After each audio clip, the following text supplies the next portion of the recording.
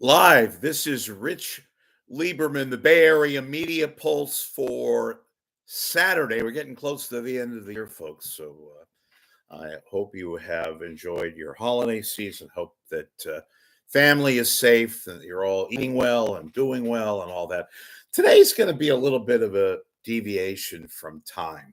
I'm going to relax a little, if that can be done, and expand upon something that I've written about.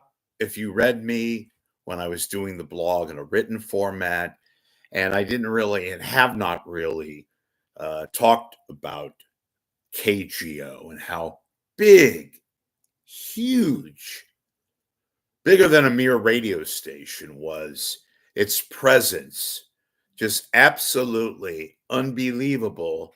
And for that matter, I think without a doubt. And I'm counting radio stations in New York, in Chicago, Philly, LA.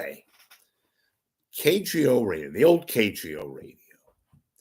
Uh, I'm talking about the KGO of the late '60s, and I was a little kid back then, but I listened as a little kid, especially in the '70s and the '80s and the '90s, and KGO was at its apex in around 2000 and beyond, and then it started declining, and not a lot. I'm not going to go into this element of the decline of KGO because it's been well documented, and I've talked about the company that really basically murdered the KGO that we all knew and loved. And look, and I'll save this again for a future broadcast. Um, Everything changes. Change happens second by second, minute by minute, day by day, month by month, year by year, all of that, of course.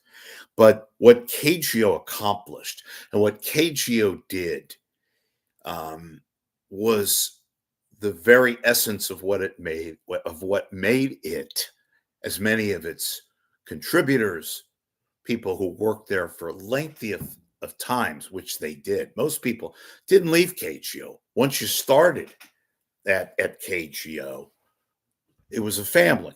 And that was the word used by most of the talk show hosts, most of the news division, the reporters, the anchors, salespeople, staff people. And what I want to talk about today, and I'm going to take my time, I'm not going to rush. And by the way, if you like this and want me to do more of these types of segments, do let me know. You can email me at rich.lieberman@gmail.com. You can text me 415-999-4454, 415-999-4454, and let me know if you would like for me to do more of these. Some feedback, good or bad. But back to KGO. So KGO, and I remember going way, way back. I didn't hear this guy a lot because I was a little kid, literally. But KGO began in my lifetime with Ira Blue. And Ira Blue, and I'm not a religious guy, but I do enjoy theology. I do enjoy talking about the essence of religion and all that stuff. Ira Blue was a KGO host who began in the early 60s when I was born. And he had a show called Clergy on the Line. And they talked about theology. And Ira had a very unique voice, had a very unique look. And that was the beginning of my lifetime when KGO began its ascent and began developing into one of the most incredible radio stations of all time, not just in the Bay Area, but beyond. Ira Blue. Look that name up. Some of you already know who Ira Blue was, and he was dynamite. So we had that. Then we had, of course, Jim Dunbar. And Dunbar, I remember him as not only a talk show host, I was really little, but he began as to, when I was listening, as an anchor, news anchor. And soon he would be joined by Ted Wygant. And that was that long, long, incredible, absolutely vintage. Talk about talent and talk about just yearning for that to come back somehow. I know I'm dreaming, but you had Dunbar, you had Wygant, Dick Leonard, great, great, great City Hall, San Francisco reporter, Harv Morgan. And I was a little kid. I keep saying I'm a little kid, but just as a point of reference, Harv Morgan taught journalism, I believe, radio broadcast at San Francisco State. And I know somebody whom was a student of Harv Morgan. And he was just an absolutely tremendous, tremendous news journalist. I'll use that word. So we had Dunbar and Wygant, Harv Morgan, Dick Leonard, people that began to work on the news side of KGO. But KGO, its hallmark was defined by its news talk show hosts. Now, I've mentioned already Ira Blue, but there were people like, Jim Eason, who I had a chance, and Jim Eason is still with us, by the way, lives up in the snow country, the Motherlode, I do believe. Jim Eason and Owen Spann and Art Finley. Remember Mayor Art Finley, and I'll go most recently, the course, Ray Taliaferro.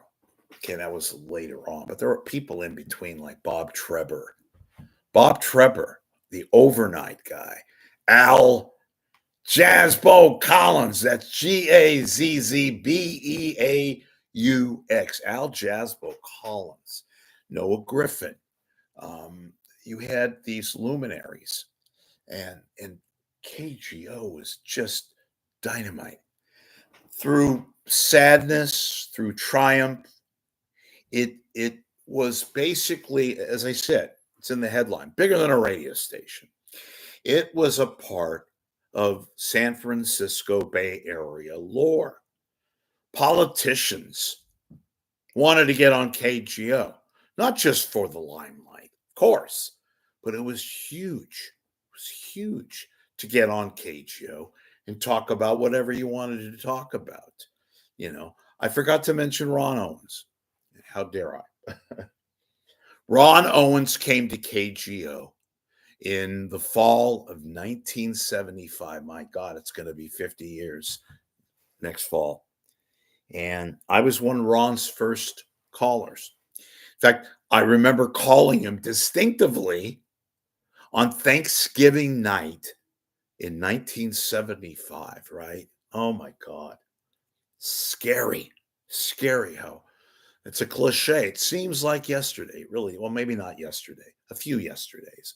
Yeah, but Ron was coming from, I believe, Cleveland, or was it Atlanta? But I knew he worked in both of those cities, Atlanta, Miami, Cleveland. And immediately I said to myself, this guy is amazing. Where's this guy coming from? And, I'll get back to Ron in a second, but in those days, KGO was not just great on the weekdays. KGO had a full set of programs on the weekends. I can distinctively remember John Wasserman. Remember John Wasserman? And I've talked about John. I've been on interview shows. I've written about him. The late, great John Wasserman, who had a very, very tragic ending in his life. On the Golden Gate Bridge, there was a DUI.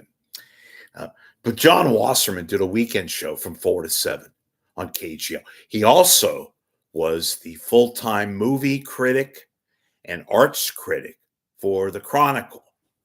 That was when the Chronicle had the pink section. It still does, but it's nothing like it obviously used to be.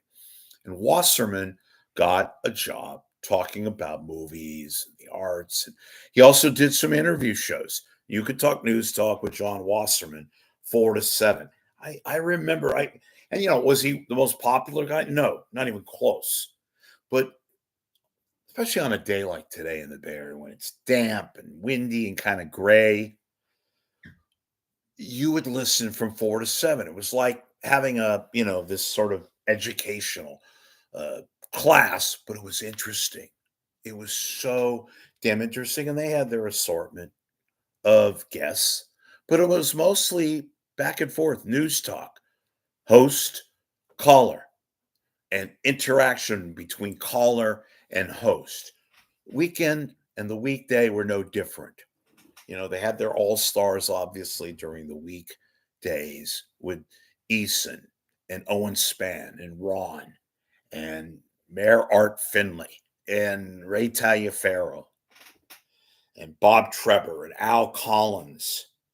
But folks, I can't say this enough. And KGO killed in the ratings back then. It destroyed the I didn't want to call it competition. There was no competition. There was KCBS, and KCBS was a damn good, fantastic radio station.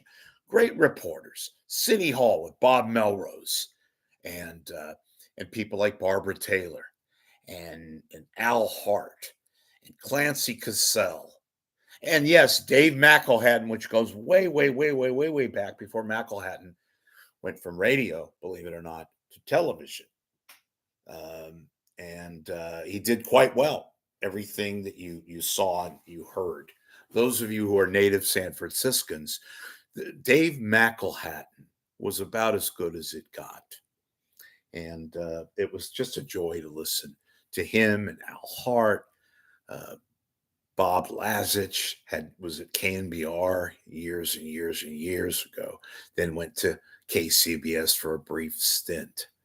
But KGO was when I was growing up, there was KGO in the 70s. Those are my formative years, and KFRC.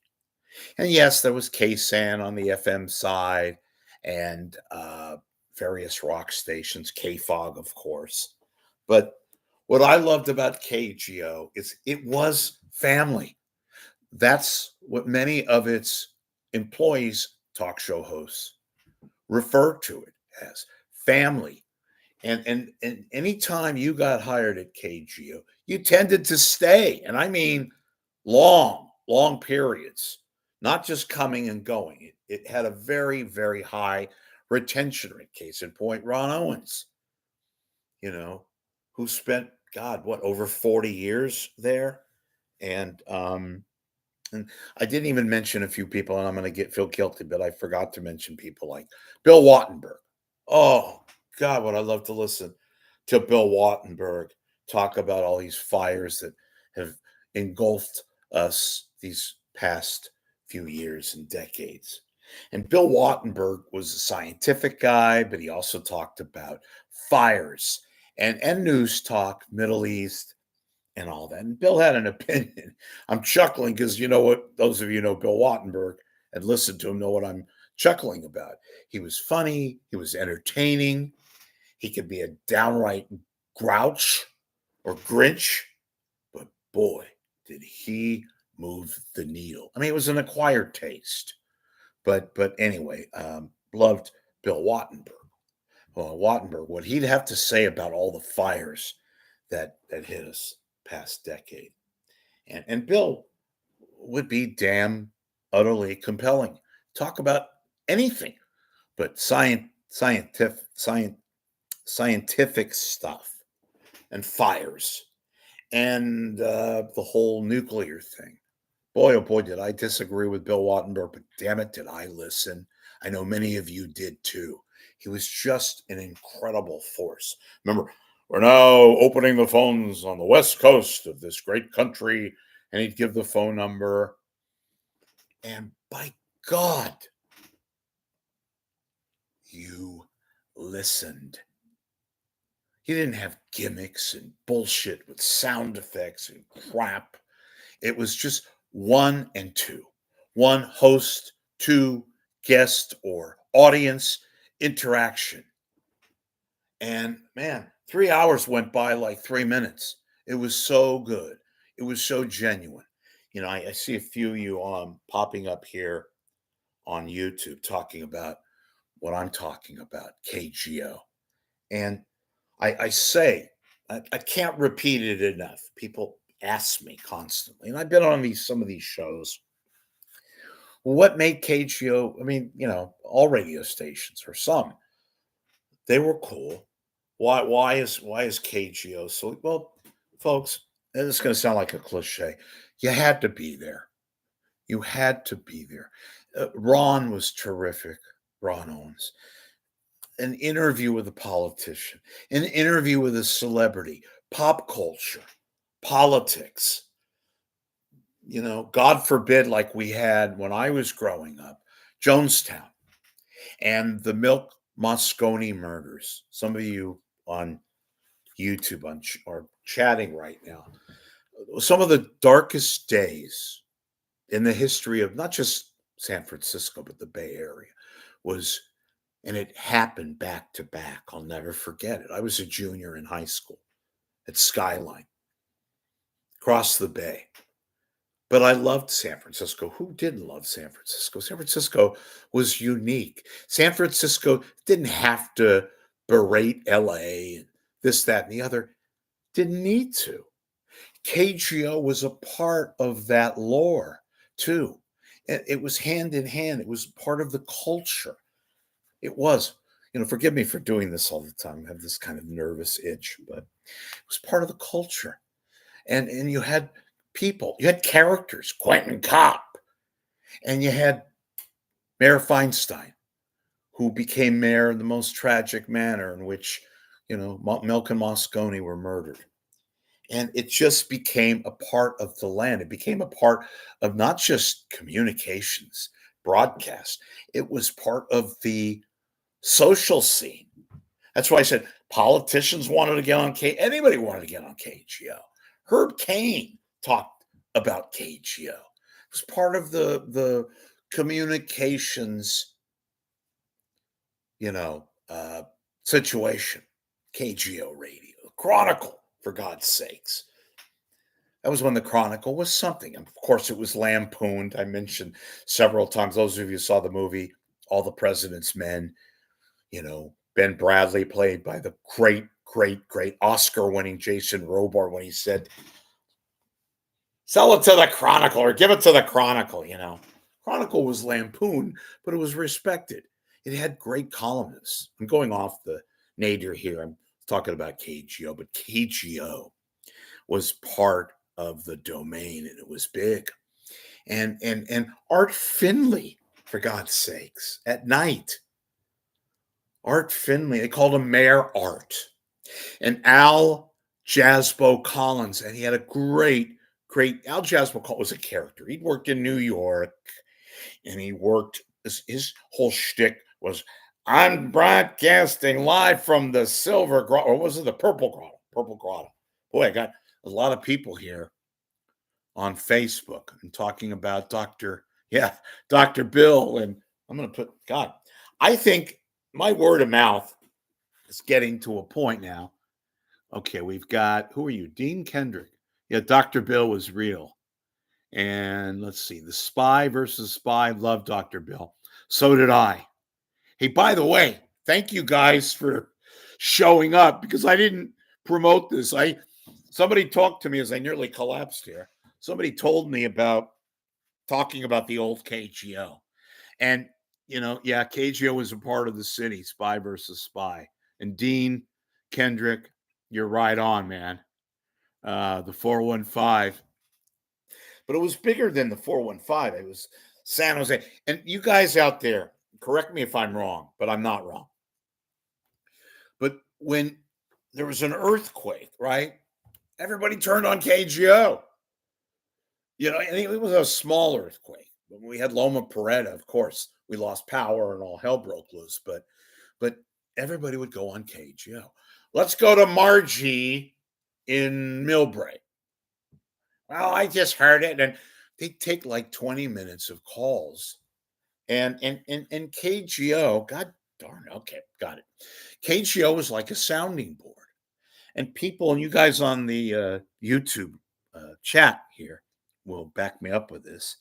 Um, it was like, okay, what's going on? They're taking all these calls, and granted, some of the earthquakes were not that big; they were actually small. But if they were big enough, KGO would stop whatever it was talking about, and they would start taking calls from people who felt the earthquake. At times, it got a little corny, but it was like a sounding board. It was KGO's own way of being so lively and so much involved. And yes, dare I say, the community, how it treated its listeners, you guys, as if it was they were a part of the family. They didn't buffoon them. They didn't have BS idiot yahoos as hosts who did stupid noises and artificial sounds. I don't mean to sound indignant. It's just the more I think about it, and it's odd that I thought, not odd, but here now KGO is now even in its skeleton remains. You guys will probably know this now. Now it's been obliterated. Now it is KSFO AM. Can you believe that? And 810 AM, which used to be the hallowed grounds of KGO, is now an afterthought. I find that disgusting. Those of you who have a connection to the Bay Area Radio Hall of Fame, you tell them, if you share my wisdom about this, how disgusting, how repulsive that you could take a station. Forget the fact that they've been gone now. I know that ship has sailed.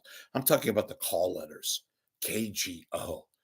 Just throw them into the electronic garbage den. Really? Garbage den. And now they don't even, and this is, I'm talking about Cumulus, they don't even talk about the fact of what a fantastic, and I think of great radio stations like uh, WCCM and KJazz and what was the great state? Oh, LA, KFI. And, KFI, I believe Hilly Rose. Do you guys remember Hilly Rose? Talk show host in the 70s, whose son was, I believe he tragically passed away. Correct me if I'm wrong. But Hilly Rose was an LA based talk show host. Judd Rose, that's who I'm trying to think of, Judd Rose. But his dad was Hilly Rose. And Hilly Rose was like the radio Herb Cain of LA at night. And if those of you also know what I'm talking about, if you lived in the Bay Area and had a transistor radio or a clock radio, especially, you could pick up KFI at night. Just perfect. Let me go to some of these. God, I'm sorry, folks. You guys are like live radio. Dean Kendrick. Okay. Let's see. We've got who else do we got here? Oh yeah, Hilly Rose. This is from Spy versus Spy.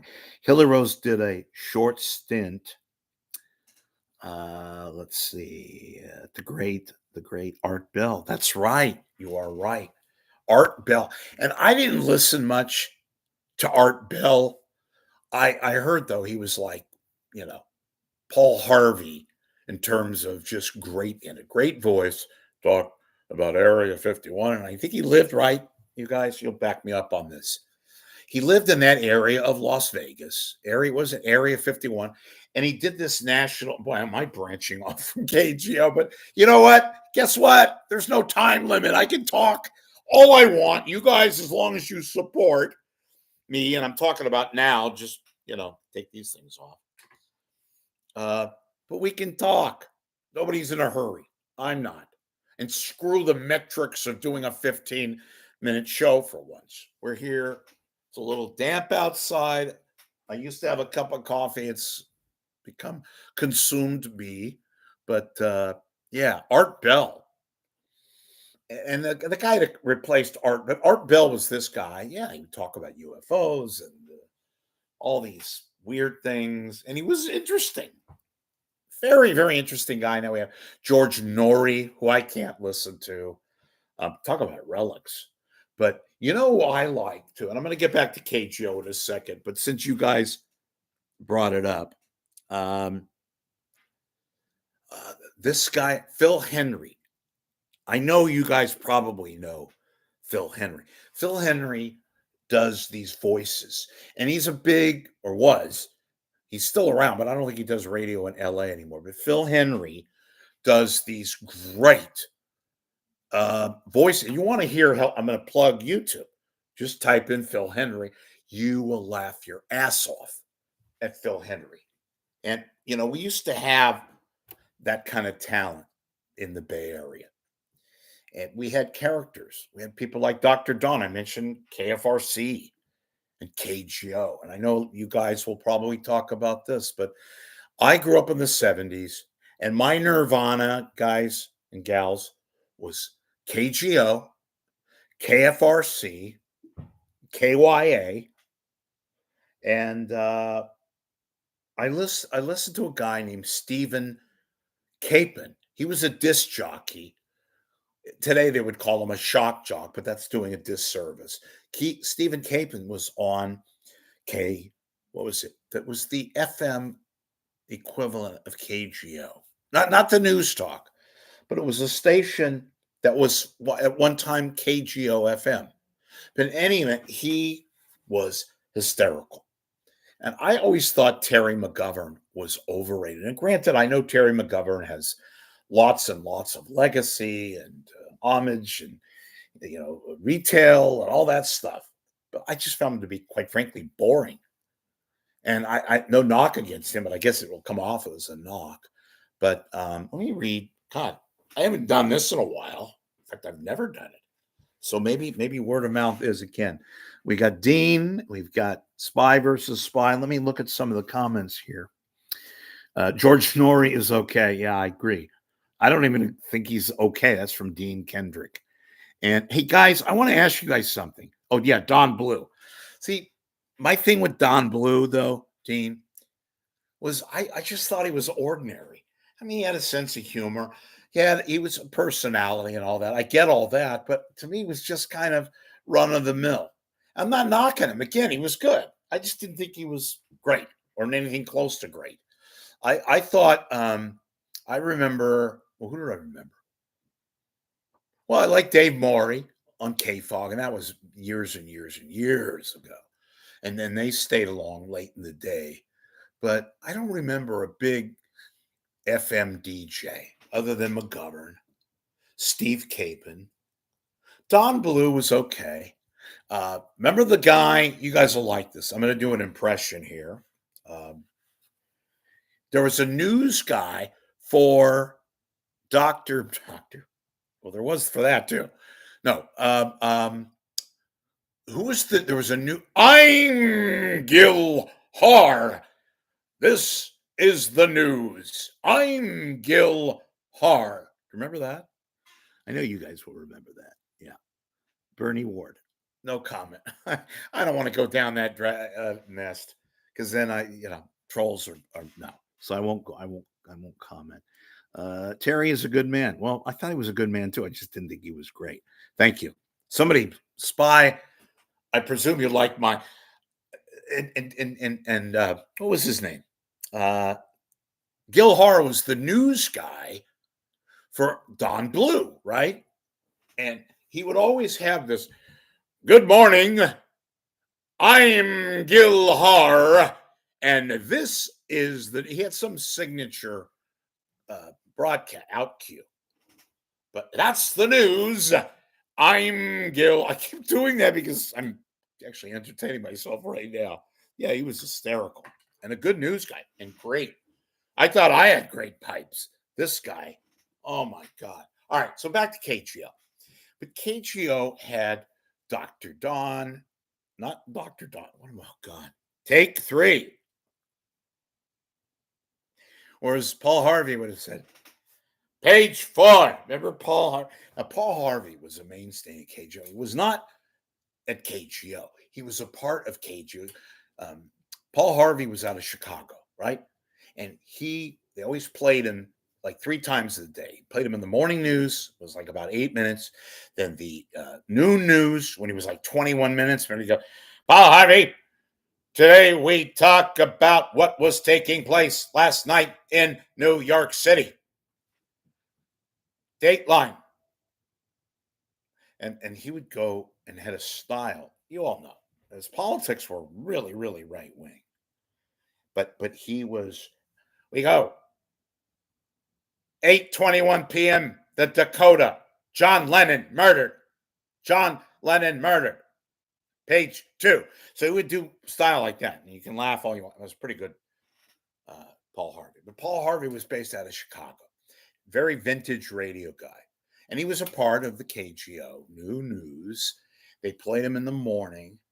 And they also played him, as I said, they played him in the afternoon. And then on Saturday, the best of Paul Harvey, it'd be Paul Harvey Saturday. And he would tell stories like this. I'm just going to make this up off the top of my head. You guys give me a grade, all right? Off the top of my head. Emma Stone was working one night in a bread bakery in the middle of downtown Chicago. Edna had the graveyard shift, which is a good shift to have when you're working at a bread bakery company. And am I sound like Cosell instead of Paul Harvey? Paul Harvey. Edna found out that there were little black parts on the bread she was baking at the Wonder Bread, the local bread company in Chicago. When one day it began to hit Edna that the black little parts on the bread was not there and was not kosher. She checked with her boss. And then he going, and now you have the rest of the story. Remember that? Thank you. Oh, somebody mentioned Barbieri. Well, that was another radio station. Of course. Yeah. I'm talking about KGO. But yeah, Barbieri in his heydays, he worked all over the place. He worked at KGO, but he worked at KNBR. And yeah, he did a news talk show on KGO. And then he got into sports. And Barbieri. I'll tell you a story. Barbieri was fired at KGO. It was nothing, bad. He was let go. And Luckoff, the general manager at the time, he forgot to tell Ralph. This is years ago, late 70s. He forgot to tell Ralph that his card key, whatever constituted a card key back then, was wiped clean. I guess it was obsolete. Whatever they did to it. So Ralph was going into the radio station. He did the overnight shift. And one night he's going in there to get his stuff, his belongings. It's like midnight. He couldn't get into the radio station. And I'm laughing now, but it was really, really bad, really classless by Luckoff, who, quite frankly, is somewhat of a classless guy based on all the accounts I used to have, still have. In any event, but yeah, Barbieri. And I mentioned Bill Wattenberg and people like Ray Taliaferro. I mean, Ray was great. It was hysterical, but some people actually, they didn't get all the shtick part, and I don't know. I'm going to tell you guys a story now, too. And you may or may not know this, but do you guys remember a guy by the name of Bob Treber? And he was on the overnight shift in the 70s, okay? In the 70s. And this was back in 1976. Bob Treber, this was I'll tell you what it was. Al Collins, Jazzbo was on the weekends, and Bob Treber was on during the weekday overnights, right? Like 12 to 5 a.m. And Bob Treber goes in there one morning and starts. I heard this live, folks, like I was there, which I was. I'm thinking to myself, this guy is sounding drunk. Who is this guy? Is that Bob Treber? Bob Treber is talking gibberish, right, guys? Well, turns out you hear this voice. It's Bob Treber, although you wouldn't have known unless you were listening. Just starts sounding utterly incomprehensible craziness. Boom. They cut to commercials, 21 straight minutes of commercials. Turns out Bob Trepper had a heart attack. Excuse me, redact that. Bob Trepper had a stroke on the air, a stroke. It was crazy. It was really, really sad. Do you remember this, any of you guys? Do you remember Bob Trepper? Okay. Well, Bob Trepper had a stroke and he survived and actually came back about a month or 2 months later. And it was very, talk about scary. You don't know what was going on. You knew something was taking place. Everybody in their world thought Bob Trevor was drunk. Turns out he was having a stroke. That's what made him sound gibberish and all that shit. So, in any event, KGO, just, I was 10 years old, 1972, September. And I think most of you guys will remember this. But Jim Dunbar, this is when KGO had a studio on Golden Gate Avenue with the glass partition, and it was live and you can watch it. Forgive me, they didn't have glass. Jim Dunbar was shot at. Some lunatic, some crazy man started to shoot at Dunbar. He was okay. He shot at some security guard that got wounded. I forgot whatever happened to him. And it was just after that, KGO moved its studios to the same location, but indoors, no windows. Windows were bye-bye. That was the undoing of Windows. That happened in September of 1972. My God. 54 years ago? Or no, 52 years ago. Yeah. So, look, guys, so my whole reasoning of talking was to just mention the fact that people have asked me what's the big deal about KGO? KGO, what was the big deal? Well, go back if you can, do a Google search, put in old KGO radio, and you can go on YouTube too, I think. But there were some really fantastic moments. It was a legacy station. It was so unbelievably terrific and sacred, and you don't have that anywhere, unfortunately. So I just wanted to come on a Saturday, a leisurely Saturday, and talk about this. If those of you who like my shows and want me to do more of these, send me an email. Please do, if you can, support my want to give you stories like this, and perhaps every now and then TV, radio scoops, by going to my page and clicking on my PayPal and please making a contribution. But I really appreciate talking about what I consider to be one of the greatest, if not the greatest, radio stations ever. And that's not just San Francisco. That's beyond. Old KGO AM 810 News Talk. What a fantastic gem of not just a radio station, but a lot bigger than that. Hey, thanks for watching. I'll see you later.